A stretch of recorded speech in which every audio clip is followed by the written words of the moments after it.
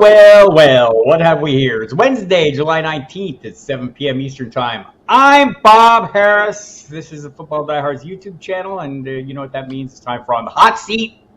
As usual, I have a fantastic guest. We'll more about that in a moment.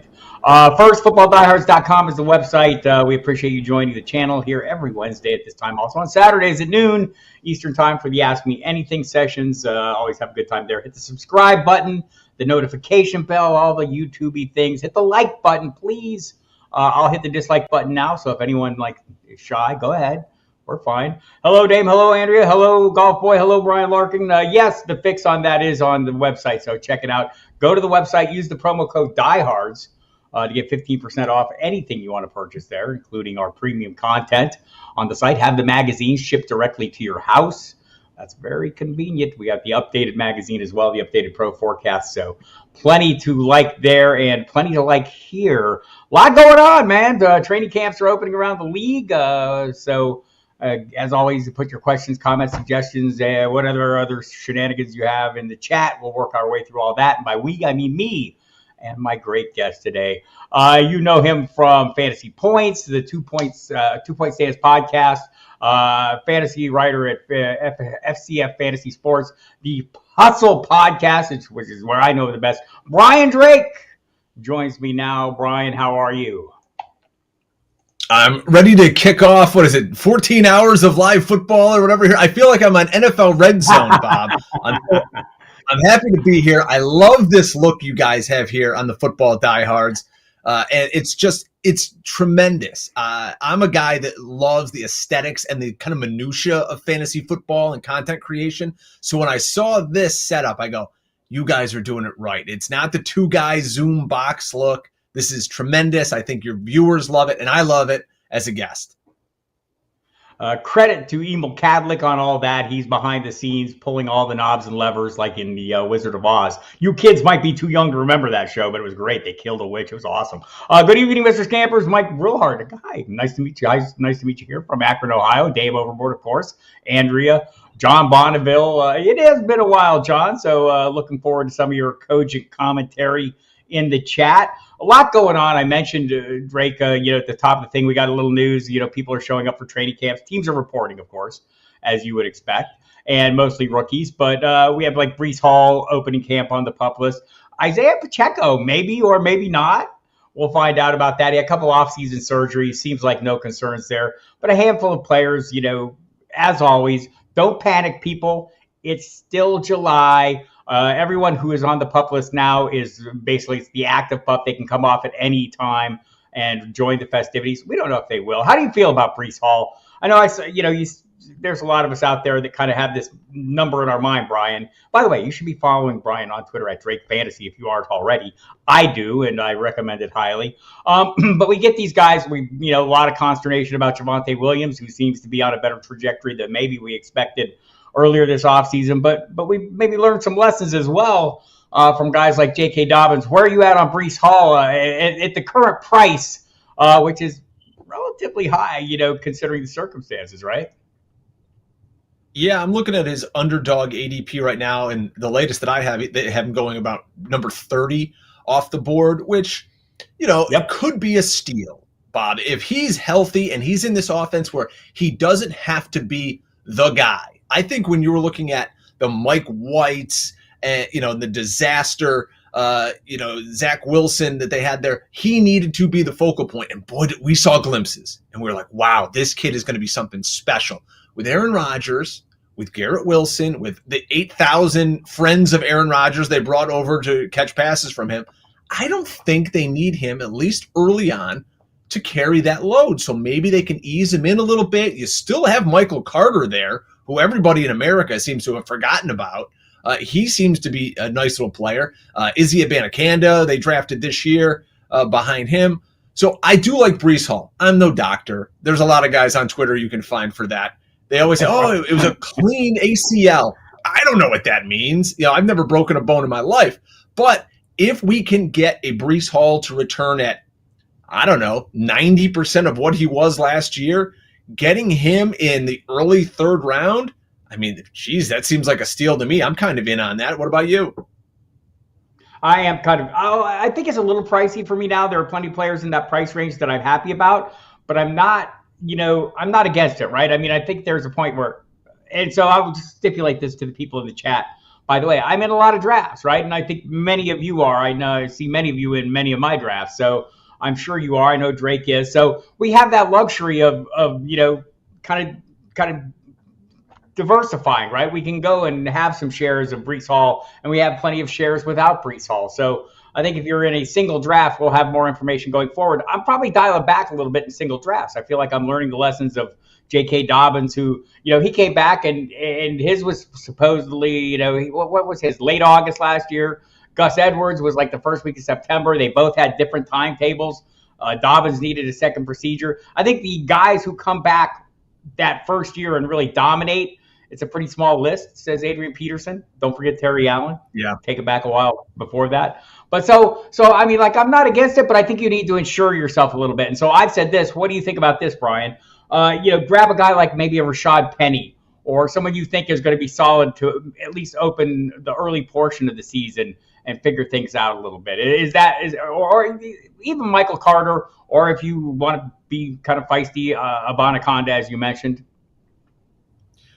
Yeah, and we're going to talk Scott FishBowl tonight, and that's something that I did as I drafted Javonte Williams, and I made sure to get Samaje Perine, who I like anyways as a standalone player, but I really like him if I have Javonte Williams. So it doesn't hurt at all as a Breece Hall owner to go get Michael Carter. Again, he's not going to cost you anything. He's not one of those handcuffs at this moment because there's no news on him who anybody's going to go, I'm going to snipe this guy. He's not, Ty Chandler or one of these guys that you see in fantasy football. So for now, you can get the handcuff for basically nothing. So I'm in with that. But you make a great point about these guys coming off injury. We as fantasy players often just look at these guys and go, well, he's back at practice. He must be 100%. But that doesn't mean anything that the guy's out there at practice. He could be at 60%. And they just churn these guys, especially running backs. That's all been the rage this week, is you got to be out on the field, because if not, someone's going to take your job, or you're just not going to get a check like some of these guys, like Saquon and now Josh Jacobs. And I can't get over these guys. I'm going to hold out. Why? What's the point? Like, you're past the deadline. They're not going to give you another deal. Just go play. They're still giving you $10 million or whatever it is. Yeah, $10 million is pretty good money. So there's a few questions about this in the chat already. By the way, John Bonneville, Kendre Miller did open the cap on the non-football list. He has a meniscus injury that kept him out of the national championship game, I believe. So I think this was expected, and they just talked about bringing it back slowly. We know we'll have a little clarity on Alvin Kamara soon, so maybe we could start investing in him with a little more freely. But JSC brought this up. And by the way, Andrea's worried about Breece Hall. I think, it's legitimate. Everybody is different, right? Every player is different. Not every ACL. 9 months, I'm back, right? As Drake mentioned, it's going to be unique situations for each player. Something we have to monitor. Don't base it on 7-second clips on Twitter, people. That's probably not giving you a definitive story. I see you out there doing things, Javonte Williams. I just see it 7 seconds at a time. It's not enough for me. That drives me crazy, Bob. It drives me insane when everyone loses their mind over a 7-second clip on Twitter of someone running a route against an 11th string corner and catching a touchdown pass. And they're like, oh my gosh, like CeeDee Lamb is the poster boy for that. Remember a few years ago, CeeDee Lamb's going to take over the league because of what he was doing in practice. Well, maybe the backup secondary for the Cowboys just weren't that good. But it drives me bananas, folks. You got to pump the brakes on these practice clips. Like, there's a reason that they're putting out those clips on the team's social media page. They're not going to show you one of the guy, dropping a screen pass 4 yards down the field.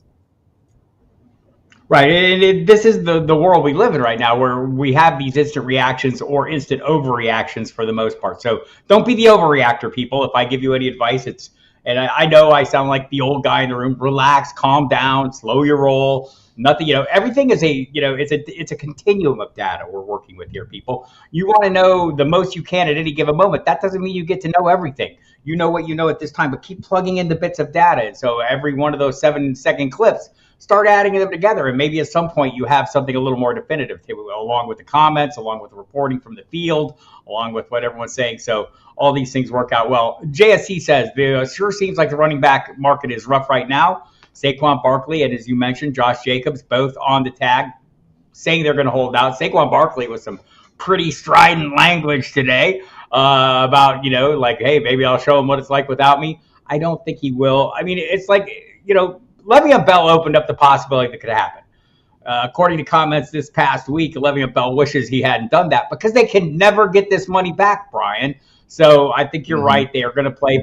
But JSC wants to know, if there's a chance maybe they're missing time. And by the way, on Tony Pollard, he has already signed his tender, so he's going to play. It's Saquon and Jacobs who have not. So they're not officially holding out. They're just not signed. They don't have contracts right at the moment. So the question, though, is Matt Breida, Ronald Jones, Zamir White, are there guys that you're throwing some picks at? I think, I know John Bonneville says maybe it's Eric Gray's season in New York. I just put one of my 21st round pick in the Scott FishBowl on Malik Davis, who could be the number 2 there in Dallas. So I would do that anyway. It has nothing to do with Pollard. But any pieces you see there that are gaining value?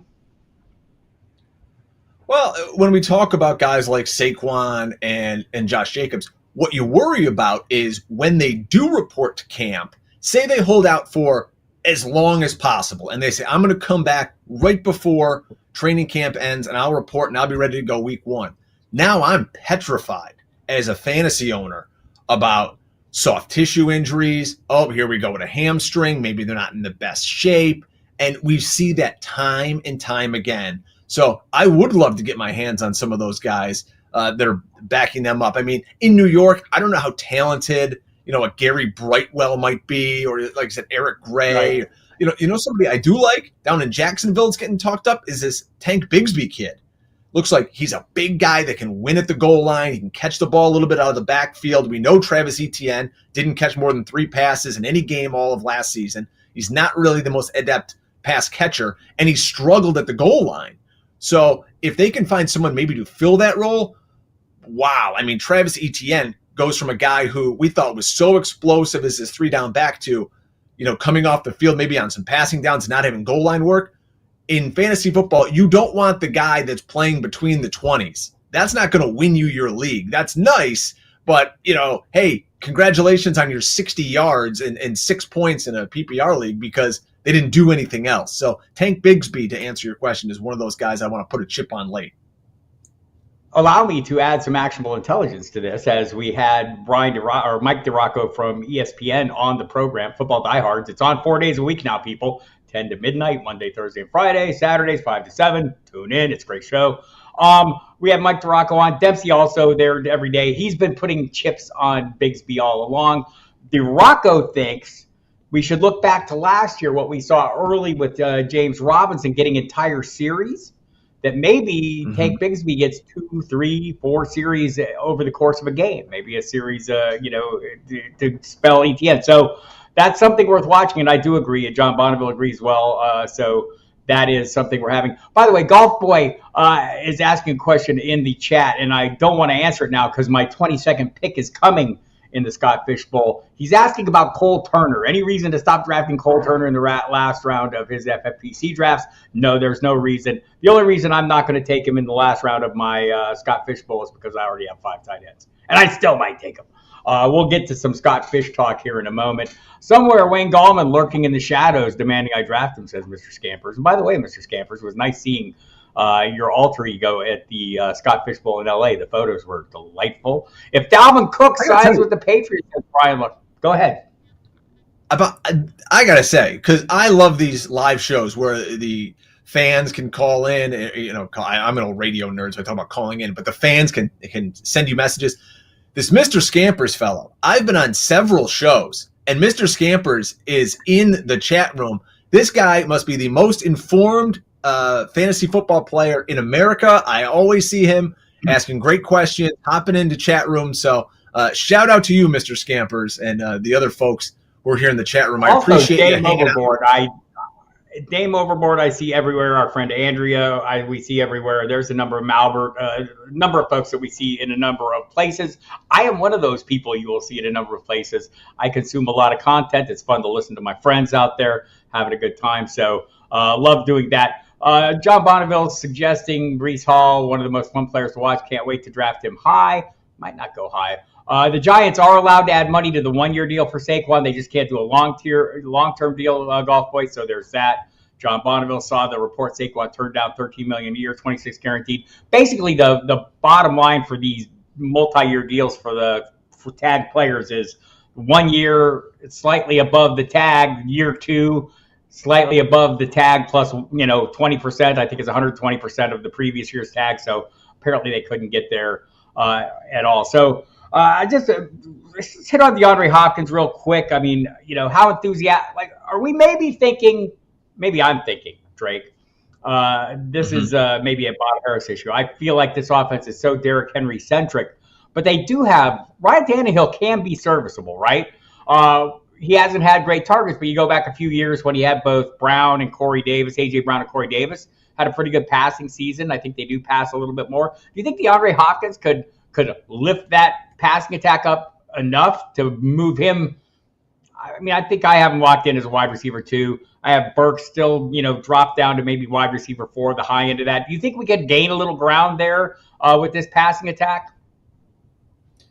Well, I do like Ryan Tannehill, and I did draft him in the Scott FishBowl. I drafted him the day before DeAndre Hopkins signed. And if you look back at Ryan Tannehill, last year, throw it away with the injury. 2020, the guy had 40 total touchdowns. 2021, he had 28 touchdowns. 7 of those each season were rushing touchdowns. So if you're in a super flex league, 2-quarterback league, whatever it is, I think there's really good value in Ryan Tannehill. Especially he threw for over 3,700 yards in each of those seasons. Right. Now you give him Hopkins, Burks, Chig. I like the weapons. I'm not saying any one of those 3 guys is going to be that valuable. Like you look over at DeAndre Hopkins and the time that he did play. Remember, he was suspended last year, and then his knee flared up at the end of the season. But on a per game basis, he had 10.7 targets a game, which is helped him become wide receiver 10 in fantasy points per game, and the 10th most receiving yards per game at nearly 80. So can he be serviceable? Absolutely. Am I drafting him as my number 1 wide receiver? Absolutely not. I think I'd love to get him as like a high-end wide receiver 3. If you start 3 wide receivers in a league, especially, I don't know if his ADP is going to allow that, but it just depends on how you draft also. If you go real wide receiver heavy, maybe you can. He does nothing at this point in his career after the catch. His numbers per fantasy point data, I mean, we're almost bottom in the league in terms of what he did after the catch, ranking 92nd out of 105. So, listen, is he still going to score a ton of touchdowns? Yeah, that's what DeAndre Hopkins does. So, if I can get him at the right price, I'm okay with it. I'm not expecting him to be the DeAndre Hopkins that we know and love from all these years past. I mean, he's 31 years old now. Come on. I wish I was still as athletic as him, but I'll be 42 in a few days. But I'm okay with him. I guess that's the bottom line. I'm okay. I'm not reaching for him. He's just there. Yeah, I think the question in the chat is essentially can Hopkins be the AJ Brown of 2020? That was like an 11 touchdown season. I don't think he's going to have that same role as AJ Brown, but I'm kind of feeling like read a nice piece by Doug Farrar, a friend of USA Today, who studied the film from all last season. He sees maybe Hopkins morphing into a little bit more of a big slot kind of player, maybe like Larry Fitzgerald when he made that transition. Still super effective, and maybe Burks has still some meat on the bone for Burks. So we'll find out about that. It's just I do think it makes Tannehill a little more intriguing as a later round quarterback in these 2-quarterback leagues or super flexes you're talking about. A couple of really good questions here. Would you trade off? For you wants to know, Brian. Would you trade off James Cook for Tank? No. James Cook's a guy who he's tough to trust. I don't really. And he sat in my queue so many times in the Scott FishBowl, and I just couldn't pull the trigger on him. I just don't know what you're necessarily going to get out of him, but I mean, he is the guy right now, isn't he? In Buffalo, he's going to start. Yep. So far, we know he can catch the ball out of the backfield. So if you're in a PPR league, maybe he can catch some passes that way. And Tank Bigsby, I mean, he literally was drafted in the 3rd round, but he's drafted to be a backup complementary player to Travis Etienne. So I think at this point, I'm going to hold out. Maybe next year this looks foolish and it says, James Cook's just a satellite back and you should have done this. But I think at this point, I'm going to hold on to James Cook and see what I can get from him this year. Talking to the people who cover the Bills on a daily basis, they expect it to be James Cook. Damien Harris is there, and I always support the Harrises for the obvious reasons. No playing Harris. But that said, I do think Cook is going to be the primary piece, and we'll see how that plays out. I don't have a lot of shares. Good evening, Royal Slade. Thanks for coming in. Just finishing his 18 holes there. Thoughts on James Cook in round 6 versus Damien Harris in round 12? I think that's the fair question. And for me, up to this point, it's been more Harris. I may be at the point now in best ball season, Drake, where I'm starting to go the other way. Like, I feel like I have enough pieces of the Harrises and not enough Cook, so I may be going more Cook. But just, in a vacuum, I prefer Harris in 12 to Cook in 6. Yeah, I mean, can we get more out of James Cook than we did last year? I mean, I sure hope so. He only ran for 500 yards and 2 touchdowns. But if he takes that Devin Singletary role, right? That was a pretty sizable role in a pass-happy offense where you had 177 attempts. He ran for over 800 yards, and he's not the goal line back. The goal line back's Josh Allen in that offense. But Devin Singletary managed to push it across 5 times. So if we could get James Cook at over 800 yards, maybe he catches, it'd be a great year. Imagine if he catches 40 balls. That'd be fantastic for him, double what he did last year. I think now you're looking at a, RB2 high-end flex play for James Cook, and you don't have to break the bank to get him.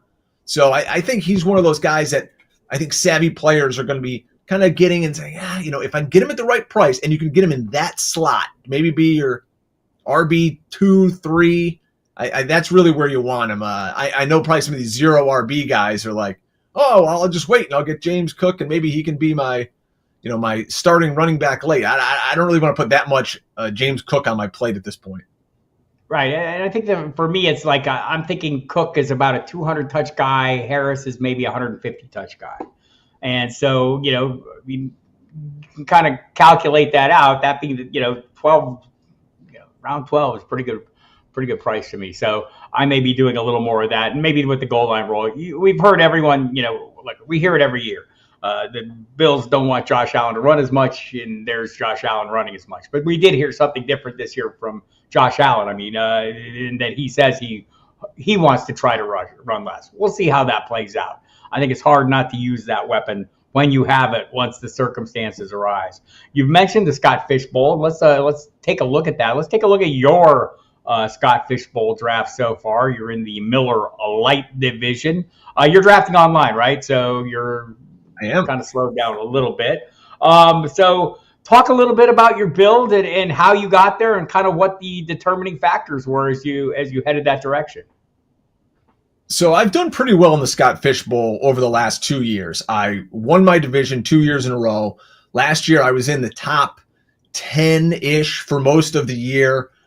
Injury. I had this bomb squad I had, Bob. I had Justin Fields. I had Jalen Hurts. I had A.J. Brown, Tyreek Hill. This team was on fire. And then, of course, people get hurt. They don't play in the playoffs, and, game's over. But I'm a guy, Bob. I love looking at the scoring. And people look at the Scott FishBowl, and they just go, okay, I'm just going to keep drafting just like I'm doing in all my underdog drafts. But Scott Fish turns that on its head. He turned every player that you're drafting on underdog almost, and he made them useless. He made plotter running backs more valuable. He made, obscure tight ends valuable. He made random Jordan Love middle of the pack quarterbacks very viable. So I made sure that I, dissected the scoring, and maybe you'll see that in my picks here is I went a little heavier on the running back and the tight end, because if you look at the scoring for these positions, they outscore these high-end wide receivers that in every other format, everyone's clamoring to get. For instance, T. Higgins on a per-game basis, if you use Scott FishBowl scoring last year, T. Higgins averaged 16.3 points per game. All right? People are drafting T. Higgins in the third round now in a lot of these drafts. I'm going to read you running backs that scored in this format more points per game than T. Higgins.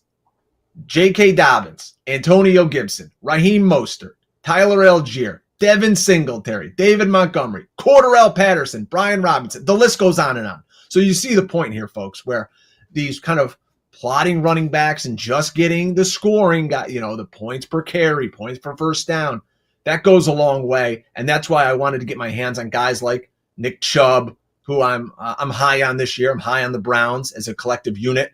And Josh Jacobs. Josh Jacobs was the number one scoring running back in this format last year. And I'm staring at the guy in the third round. Why does no one want to take Josh Jacobs? Yeah, so there's so many ways to build. And some of the comments out here, John Bonneville loves many of these picks. He likes Ayuk over Devo straight up. I think that's not like a totally insane take, right? I mean, it's entirely possible. It worked that way last year. Of course, one of my late round picks, Curtis Samuel, who I think I got in, I don't know what round, but he outscored Devo Samuel last year. So there's all that. But Bonneville also all in on on Chubb. And I think in this format, again, where volume matters, that's a big thing here. A lot of comments liking this draft. And by the way, Mr. Scampers, Brian, we'll get back to that discussion on the Patriots running backs after we go through some of this here. Some of the late guys, though, that we talked about earlier that kind of can carry you early in the season. You've got Javonte Williams, 707, which I think is a pretty fair price for him in this format. But you added Samaje Perine and Rashad Penny, guys that I feel like can help you get you through until maybe some of these guys heal. How do you feel about those picks? Do you see it the same as I do? I'll tell you this. This is a Bob Harris-related pick. 13th round, I take Rashad Penny. As I often do, I like to go for walks on Sunday evening by myself. I put my headphones on, I crack an adult beverage, and I walk through the various neighborhoods here. Kind of a nice way to unwind at the end of the week. And I listen to you and Mr. Dempsey on one of the replays of Football Diehards. And it comes up, ding, you're on the clock. And I look, oh my God, I can get Rashad Penny in the 13th round of this draft. So as I'm listening to you guys, and you were talking about your Scott FishBowl team on that exact show, I text my buddy Drew Davenport of Football Guys. I go, can you believe I just got him in the 13th round? I'm an Eagles guy, so I'm wary of this backfield because, again, just like the Bills, really, Jalen Hurts is the goal line back here. Jalen Hurts was, 13 rushing touchdowns last season. Didn't throw a touchdown pass to a single Eagles running back last season, which was an interesting nugget to come across. So Penny makes no money. He's often injured, and they have a bevy of backs here, including Swift. You've got Gainwell. You've even got, if people remember, Trey Sermon from his Ohio State days. He's on the roster. So there's no lock that Rashad Penny's making this club for the $600,000 they're paying him a year. I'd like to think he is, with what he could do breaking tackles and, all the metrics you see about him running over defenders. But he's just a guy at that point. If this Eagles offense, needs a bruiser, he is that back, because it would sure as hell ain't going to be Swift, and it's not going to be Kenny Gainwell. So I liked him. And then in the 17th round, I just picked up Ty Chandler as kind of a guy to go, hey, you know what? I don't think they're going to give every touch to Alexander Mattison. So Ty Chandler now basically assumes the Madison role. He's kind of a tall guy, runs pretty upright, but there's some juice to him. And who knows? You're in the 17th round of a draft, folks. You're not, trying to do anything special here. Liked him, like Jonathan Mingo, who I took earlier today. I wanted to ask you about this. Jonathan Mingo, rookie for the Carolina Panthers. We see this every year in fantasy football, where you get kind of these veterans and they go to a team and they're the opening few weeks starters. They're kind of the window dressing. And I think that's what Adam Thielen and DJ Chark are in Carolina. But boy, oh boy, I'm not betting anything on Adam Thielen not only staying healthy for the season, but being the leading wide receiver for this team. I love Mingo. And people make these comparisons to A.J. Brown. Who knows if that's accurate or not, but man, oh man, you've got an athletic freak who could become your wide receiver one. That's the guy I'm putting a chip on, not 800-year-old Adam Thielen, who's going to be playing in the flag football game at the Fantasy Football Expo with me in a few weeks. Like, let's shoot for some upside here, right, Bob? That's the key in this draft, right? I mean, this is essentially a large field tournament. I'm interested to hear what Mr. Scampers, Dave, and some of the others in this draft have done. Throw some of your top picks out there and give some comments on Drake's if you wouldn't mind. I think Mingo, I liked what Jeff Ratcliffe said about him during the draft coverage on Sirius. He basically said Mingo is like if Laviska Shenault Jr. is like the rough draft of a project that you're working on, then Mingo is the final version you hand into the professor, right? Like maybe a little more advanced version, athleticism, better at receiving, better at some of the things. So totally agree with that. Just before we get to my roster, I want to just say Adam Thielen didn't do that. By the way, old person slander is not allowed here, Drake, said the old person. Like I said, I'm getting old myself. Me and you, we're like the two oldest guys in fantasy now broadcasting. Everyone else is 12 years old on TikTok and some other place. My son is going into 6th or 7th grade. I don't even know at this point. I mean, he's probably got a bigger following than I do. The tight end approach you took here. I went heavy on tight ends. We'll talk about that. But talk a little bit about the tight ends you've got. Obviously, Chig Okonkwo, everybody's darling. Does the addition of Hopkins give you any concern there? Dulcich, the Joker they're talking about in Denver, like that. What do you think about that? And Trey McBride, give us a little rundown here. Sure. So Chig Okonkwo, I drafted him, full disclosure, before the Titans had DeAndre Hopkins. I would have liked to get maybe a more established tight end earlier, but there's some smart guys in the draft. I really wanted Darren Waller to take a shot on him, but some guy I never heard of, Mike Clay, is in my draft, and he took him before me. Yeah, so I went with Chig. I figured, you know what? Let's take a bunch of shots. I can flex a lot of these guys. And last year, I used that approach with some kickers because they were scoring a ton of points. So if Chig can become maybe every week, tight end one, depending on the matchups, or if I can flex him, fine. Dulcich, I like a lot in this offense that Sean Payton's going to run. I really like him kind of as a big slot guy. We'll see. They got Jerry Jeudy there, who's everyone's assuming is going to have a big role, but I think Dulcich could be, maybe a top 3 option in that offense. Everyone's talking up Marvin Mims also. It seems like Cortland Sutton might be on the outs. And Trey McBride. Now, this is an offense in Arizona that needs help. This kid is super athletic. And, oh, by the way, Zach Ertz had an ACL, I believe an MCL injury that not many people are talking up. I, for one, didn't even know about it until I read about it. Haven't heard a damn thing about it. I've been looking for it. Not a word. I was going to draft Zach Ertz, I'll be honest with you, because I go, man, this is a team that might run a lot of 12. They need some help out there in the desert. So we'll take McBride. We'll see if they can, get him in the mix. And there's another name out there. I'll give it to you anyways. A guy I love. And we'll see if he's coming up in 18th, 19th round. Jalani Wookds of the Indianapolis Colts. I did a deep dive into a bunch of metrics on tight ends. And it basically was a Chig Okonkwo tweet. But it turns out that I found out a lot of stuff on Jalani Wookds. So I look at him, this kid, over the last 6 weeks of the season, he's getting tons of targets, the targets per route run and the end zone targets. All this. Man, if he can do anything with this rookie quarterback, Anthony Richardson, you know what? It may be a steal. In round 18, again, I'm shooting for upside here. I don't need the old guy, and I would have went against my own self there if I would have taken Zach Ertz, because I'd be taking an old guy who's probably going to break down by week 7. Debro talked a lot about Jelani Woods. I think he drafted him maybe he was in my Wingstop division as well in the live Dallas draft, but he mentioned the same thing. Think about the workload that these guys might get, and it's worth noting. Dame Overboard still unhappy about missing out on stacking Zays. Got sniped by 1 pick on Zay Jones. That's horrible.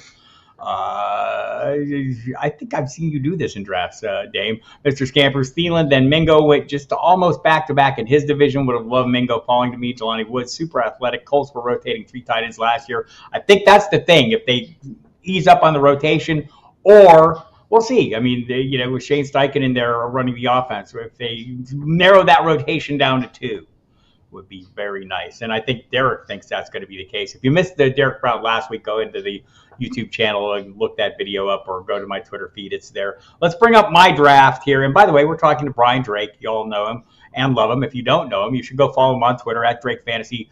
the 2 Point Stance pod on Fantasy Points, the FF Hustle podcast too, at FF Hustle on Twitter. Great podcast, tons of stuff.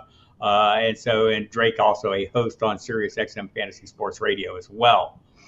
So my draft has come up, and I obviously took a little bit of a different approach. Drake, I went with the tight end path. Tight end scoring is off the charts here.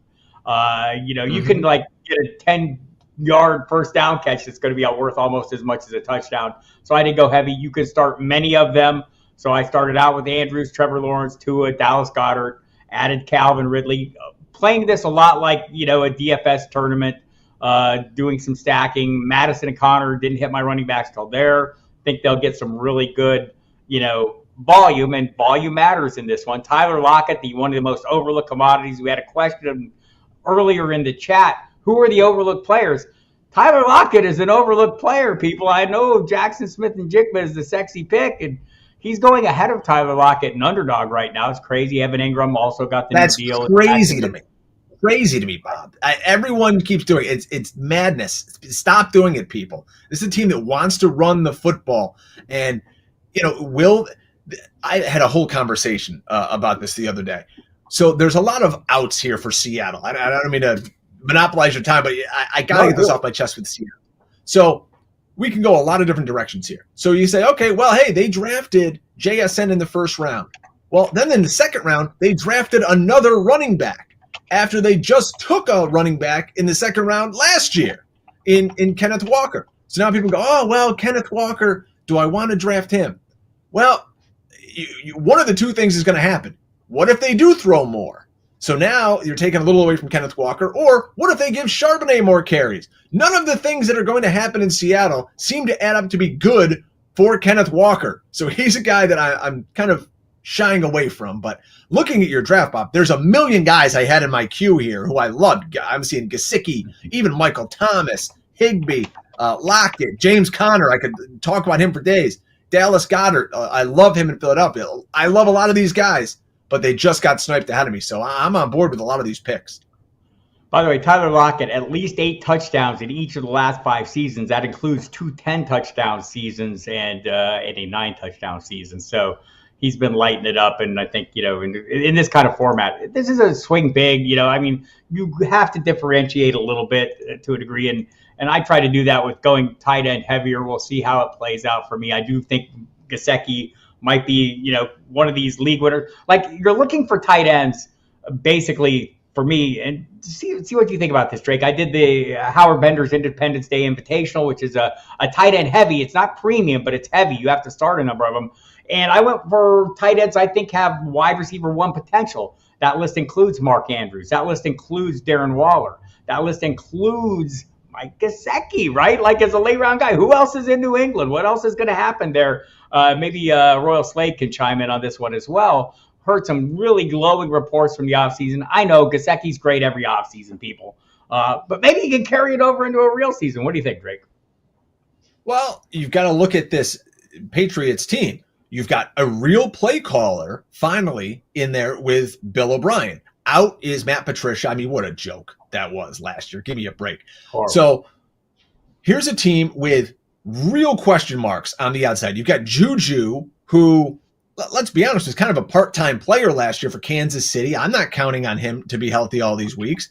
Devontae Parker, I mean, what are you giving him more money for? What are we talking about? Tyquan Thornton. So it's kind of like that Carolina situation where, hey, here's our starters week 1. And then by the end of the season, you're like, wow, Tyquan Thornton's an every week starter. But I do love Mike Gieseke. I think if they run some 12 with he and Hunter Henry, I think he's never going to block anyone. Forget about that. And he's going to run a ton of routes. And he's going to, I think he could be their end zone threat. It would not shock me at all, Bob, if he ends the season as a top 5 tight end in fantasy football. Because look at the opposition. Who are they going to throw the ball to? And look at their schedule. They got to outscore the Bills twice a year, the new look Jets, and the Dolphins, who you're very heavy on in this draft. So they got to throw the football. I'm in. I love the Gieseke pick, and I love Dallas Goedert. Right. By the way, Bill O'Brien, the reason that Mike Gieseke went to Penn State, by the way, when Bill O'Brien was coach there, that was he recruited. Guiseke. So there is a little connection there, and hoping it cashes in. Like, you don't know, but you're taking some shots in this draft. I thought it was wise to grab Mike White late with Tua on the roster. We'll see how that plays out. I don't know what I think about Tyquan Thornton. He's had some soft tissue injuries this summer that have kept him off the field. That's a little bit of concern. Devontae Parker's new deal, maybe a little bit of concern as well. So we'll see. Kendre Miller, I'm just hoping this is, an upside play. We'll see. We don't know how long Alvin Kamara might or might not be suspended. I saw Drew Davenport go out on Twitter at Drew Davenport FF. I think he put up percentages, right, Drake, on like maybe a small percentage on a 2-game suspension, more likely a 4 to 6 game. I think that's my anticipated outcome is a 6 game, maybe appealed down to 4. But whatever, maybe Kendre Miller gets a little run. Jeff Wilson to me is the back I want in Miami until Dalvin Cook lands there. We have a question about Dalvin Cook. We'll get to it in a minute. Curtis Samuel, I get some comments in the chat. Again, who scored more points last year? Which Samuel scored more points, Curtis or Debo? That I'm asking the question probably tells you the answer. It was Curtis indeed. Wow, so he's not nothing, right? So I think some of these Isaiah Hodgins, I think this is a Brian Dable thing more than a Hodgins thing, right? I mean, he and Joe Shane went and grabbed him off Buffalo's practice squad because they knew him. What do we covet, Drake? What did they tell us in Silence of the Lambs? We covet what we see every day. They saw Isaiah Hodgins every day. So there's some picks there. I think it's kind of interesting, fun draft. I'd like to hear some comments. I know some people are chatting about this, but I want to get back to the questions here because we had a couple good ones that we missed earlier. Again, Brian Drake at Drake Fantasy. Follow him on the Twitter. He's great there. Mr. Scampers, is he crazy, Drake, to think Damien will be the inside the 10 back to alleviate Josh Allen? I do think that's like the desired outcome, but can they really do it? What do you think the odds are on that? Well, I mean, listen, the Buffalo offense last year was broken. Their identity became put the Superman cape on Josh Allen, let him run around, play sandlot ball. They had nothing underneath because they missed that Cole Beasley slot role immensely, which is why they traded up to get Dalton Kincaid. We'll see about Khalil Shakir also. So, I mean, really, it was a one-man offense. It was, let's have a one-man route, really, with Stephon Diggs, but it's whatever Josh Allen can do. When the bullets are flying and Josh Allen's got to make a decision, tuck and run, I think that's what he's going to do. And one of these years, it's going to be to his detriment. And, he's going to miss a ton of time if you're going to go, oh, I drafted Josh Allen in the second round. Well, I'll never do that again. But that's fantasy football for you. But, no, I mean, I can't see a guy like Damian Harris coming in and being that valuable to a team like Buffalo because, again, they want to throw the football. Yeah, Pharrell Slade's in the chat. I'd love to hear his thoughts on this. I think I know them, but chime in. Tyquan Thornton, love that pick. Can be a real number one if the soft tissue issue is resolved. I think that's what you're swinging for. And that's the thing about the Scott FishBowl, right? You're going to have some of these guys you're drafting. Like, by the way, I didn't mention Tyler Higbee, who was 100 targets, had the 4th most targets of any tight end in the NFL last year. And this year he will have a quarterback named Matthew Stafford, hopefully all season long. So we'll see how that plays out. Mr. Scampers, you have 4 players I would love to land. Mr. Guiseke to stack with Mac. How long did you wait on quarterbacks, Scampers? That's the real question here. So we'll see. One other New England related topic that will kind of spin into a different direction as well. Dalvin Cook. Patriots are the betting favorites to land Cook, maybe because they missed on Hopkins. I don't know. I mean, to me, you've got Ramondre Stevenson there. What would this do? How would your rankings shake up? In particular, what would your feelings be on Stevenson if Cook lands in New England? And we heard today the news that Uncle Leonard Fournette, worked out for the Patriots, as did former Ram Darrell Henderson. So obviously they're kicking the tires on another back because Bill Belichick, the GM, who, is questionable at best, not Bill Belichick, the coach, but they don't trust Kevin Harris and Pierre Strong. Yeah, on the tip of my tongue. They don't trust those two guys, right? Someone's going to get brought into this backfield. And now if I'm drafting on the 2-3 turn right now, I love Ramondre Stevenson. You saw what he did in some of these games where he had, massive rushing shares, and then, he's catching the ball out of the backfield. But then the week later, all of a sudden, here's Damien Harris just bogarting all the carries, and he's scoring multiple touchdowns, and it's maddening in that landscape. But I don't know if I can see Dalvin Cook going there. The running game wasn't the problem with the Patriots. It was the fact that they couldn't throw the ball because they don't have any weapons on the outside. If they wanted to spend some money, they could have just signed DeAndrea Hopkins and given him, the same. What did he get? Like 12, 14 million, wherever it was in Tennessee. I mean, it just seems to me that if you get Dalvin Cook, it's very redundant to what Ramondre Stevenson already does for you. Uncle Lenny, I think, can kind of fill that role more, poorly than what Damien Harris did, but he fits that archetype, I guess, of player. Right. I mean, I'd hate to see Dalvin Cook land there. That would be crushing for both guys. I think anywhere Dalvin Cook lands is going to be crushing for somebody, whether, what about Tampa Bay, where Rashad White, we're all investing in him as he's going to be a volume play and probably would not be so much. But honestly, I still feel like, Dalvin Cook ends up somewhere totally unexpected. Anything can happen, people. I know there are favorites here and they're favorites for a reason. So I get that, but I just have a feeling the money is not going to work in his favor. Pat's paying Parker was baffling, makes 0 sense. I would kind of agree with that, but maybe the Thornton is not, issue is a bigger issue than we know. There's not a lot of money up front on that, and a lot of it is incentive based, John, so that might be an issue as well. Mr. Scamper's got Tua. Mr. Scamper's, you'll want to know Brian Drake is a late QB kind of guy, and in this one, waited until 2:11 to grab Tua.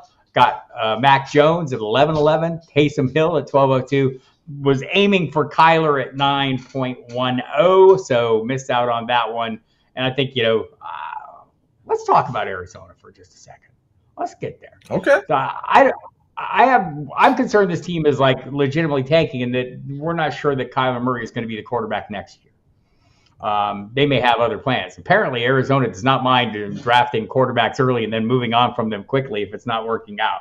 I heard Steve Keim, the former GM, talking today, or was it yesterday? You don't want to see a guy making $46 million a year pointing the finger, or not taking the blame. I mean, there's a lot of weird vibes coming out of Arizona. So do they force him back? How do you see this playing out? Number one, we don't know what the timetable is. We've heard very little. He says he's aiming for week 1. I don't believe him. Where are you at on just the Cardinals in general and Kyler Murray, if you want to drill down? Well, I'm in on James Conner. I know you are as well. Where you can get James Conner for a guy who last year in just 13 games ran for nearly 800 yards and scored 8 total touchdowns. He's a 3-down back. There's no one else there. Okay, maybe their offensive line's not great. I don't care. He's going to get every opportunity in the world. They're going to run him into the ground in Arizona. So I love James Conner. If you could get him again, I love using that terminology. Maybe your running back 2. If he's your flex, to the moon. I love that. Outside, Marquise Hollywood Brown. Okay, think he'll be fine. I think they're really going to be struggling at the other wide receiver position. Maybe it's the rookie Michael Wilson. I read some stuff from some Devi people who watched this kid in college, and they were not very high on him. But yeah, he's a guy out there who's going to have the only thing between him and superstardom is air and opportunity. So I'm all about it. And then there's my guy again, at tight end. Can we, just get the ball to these playmakers? So, last year, you remember, we had 3 quarterbacks playing in Arizona. Kyler Murray, was almost never on the field. We saw Colt McCoy coming through and throwing balls to DeAndre Hopkins left and right. Who was the third quarterback there? I'm trying to remember who was the other scrub. David Blue. I mean, what are we doing here with this? It's just, let's get Arizona. I don't think they're going to be as bad as people think. We often say that all the time. We're like, this team's never going to win a game, and they're not professionals. Watch, Arizona will start out 2-0, just because that's football for you. In terms of Kyler, if I can stash him late, great, because He's a guy that can make magic with his legs, and this is a team with a poor defense. They're going to be behind. They're going to have to throw the football a ton, and he's a fantasy point waiting to happen. He's a little fantasy point firecracker. So, that's a guy. Trace McSorley. Sorry, that was the name I was looking for. McSorley. Didn't David Blue play a game or two as well, or? Maybe, but I'm looking at. I know I had pulled up who Hopkins had his 40.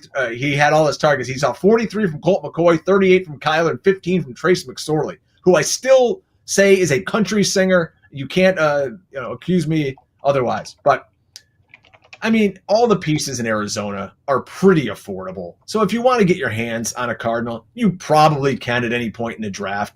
Don't have the highest of hopes, but I think they can surprise you a little bit out there. These are professionals again. And then if Kyler comes back and you're like, oh man, now I've got Hollywood Brown, we got James Conner doing his thing over here, Trey McBride.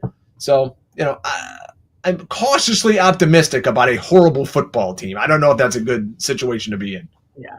A couple comments, John Bonneville, looking at Caleb Williams throwing to Marvin Harrison Jr. next year in Arizona, and he laughs. I'm not laughing. I think it's entirely pie. There is a non-zero percent chance. There's something greater than a non-0% chance that happens. And it was David Blue. I just went and checked. They had 4 starters last year. Michael Wilson, a solid player, but can't stay on the field. I think that's been the knock, but he is a talented guy, and there is a path to workload there. So, and again, Drake, I think I hammer this nail every week, but I do want to say I'm trying not to let the possibility the quarterback's going to be horrible keep me from drafting receivers, because I did that last year and DK Metcalf and Tyler Lockett and many others. Amari Cooper come immediately to mind, but there were others, and there are some this year I feel like are getting the same treatment. Terry McLaurin maybe going a little lower than I like. Certainly both Buccaneers. Maybe Marquise Brown, maybe not. I don't know. Colt McCoy's serviceable if he plays, but where are you at on some of these wide receivers? Are you looking to reap this value, or are you just saying, hell no? Arizona wide receivers, I'm fine with Hollywood Brown. I just drafted him in another draft. I'm in a million drafts. I'm like you. I had a draft today, and I was just trying to be different. I just want to diversify my portfolio. So I said, you know what? Give me Hollywood Brown here. Let's see what he can do. At some point, Kyler is going to come back. And we saw how force-fed some of these Arizona wide receivers can be in the past. Now there's no DeAndrea Hopkins. It's all Hollywood Brown. So you don't think these old buddies, Hollywood Brown and Kyler Murray, want to hook up and just give each other, 15 targets a week? That absolutely could happen on a team that's going to be behind throwing the ball a ton. So we could be in one of those situations where halfway through the year, Hollywood Brown's doing nothing. He's wide receiver 35 or something like that. And then Kyler comes back, and the final 8 weeks of the season, he's a top 10 wide receiver because he's seeing 15 targets a week. So maybe it's a wait-and-see approach, or it's just one of those guys you go, you know what? I'm just going to wait, and then I'm going to make a trade for him in my home league because the guy who has him is going to get annoyed at the 7 points a week, and then I'll get him for pennies on the dollar. That's a good way to play sometimes. Right. Is this true, Mr. Scampers? David Blue is brother-in-law to Christian Gonzalez? I had no idea. Also, I see a Clayton Kuhn mentioned in the comments here from John Bonneville. Not surprised. He played his high school football, and I think he was born right here in where I live now in Carrollton, Texas, right outside of Dallas. So always some interesting. You could walk to Dwayne McFarland's house from there. I can. I can throw a rock at Dwayne from right here. So I wanted to go back to Jacksonville because I did invest heavily, and it was not Dempsey related. It was Harris related because I want this ascending offense. So, maybe Ingram can or can't repeat last year's success. He was third in targets on the team. I think he will probably be third again. What do you think about Trevor Lawrence, Calvin Ridley in this offense? Calvin Ridley is a guy who is a legit number one wide receiver in the NFL. And now we haven't seen him for a while. So people are like, they're out of sight, out of mind. But this guy comes in and really makes this offense. Go look at the numbers Zay Jones put up last year. Now put a more talented, alpha in Ridley in that spot. And now you can see moving into the role he should be in is Christian Kirk as a slot player. Is kind of an underneath secondary guy who killed everybody in the fantasy playoffs. Sorry, folks. So I'm on board. This is a team that's going to keep ascending. They're going to keep putting more on the plate of Trevor Lawrence. When they first came in, I think it was, Doug Peterson and the multiple running backs, and we're going to run the football and kind of game manage for a while. I think the training wheels are off. I mean, this is a playoff team in a division that they can very easily win. So I can't wait to see them unleash Trevor Lawrence. I think that the sky is the limit for Ridley, and I think you're going to get just about the same value out of Christian Kirk that you did last year. And, don't sleep on Evan Ingram, because, when you least expect it, Evan Ingram will come through for you like you did last year. Happy to take him as my third tight end in the Scott FishBowl. Oh. By the way, the average points per week for Dallas Goedert in that scoring system were off the chart as well. So it's the scoring system there, people. I'm addicted to the Jaguars as well, says John Bonneville. Loved Ridley and had an obsession with ETN since his freshman year at Clemson. How do you feel about ETN? We talked about Bigsby, etc. Or do you have concerns just in general about ETN? I just always expect more. Maybe I'm overdoing this. Yeah, I remember looking at I was a guy who had ETN on a team, and when he assumed the role, it's like, okay, he's going to be the guy at this point. There were tweets out there, Travis Etienne is going to be a league winner. He's going to be the number one back in fantasy and all. And you're looking, you're kind of like, all right, well, that didn't really pan out. Why? Because he doesn't catch any passes and he stinks at the goal line.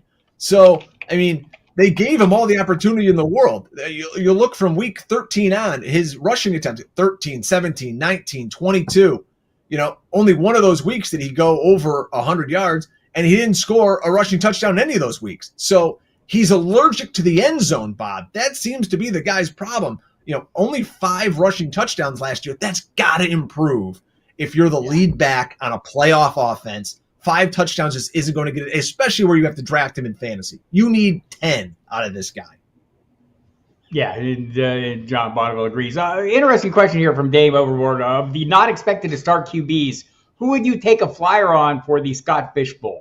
And I think what I've been seeing is a lot of Trey Lance. It seems like is the darling. I'm not sure why.